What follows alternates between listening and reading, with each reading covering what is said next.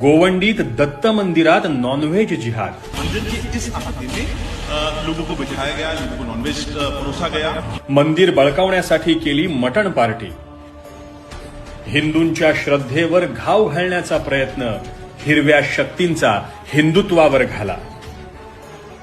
हिंदूंनो, तुमच्या विरोधात जिहादी विचारांच्या शक्ती सक्रिय झाल्यात। हिंदूंच्या पवित्र मंदिरांवर अतिक्रमण केलं जातंय। आज मुंबईच्या गोवंडीत घडलेली घटना हिंदूंच्या श्रद्धेवर घाव घालण्याचा प्रयत्न आहे। हिरव्या शक्तींनी चक्क दत्त मंदिरात मटण पार्टीचं आयोजन केलं। हिंदू हात जोडत राहिले, विनवण्या करत राहिले, पण ते थांबले नाहीत। 300 ते 400 जणांनी मंदिरात मटण खाल्लं।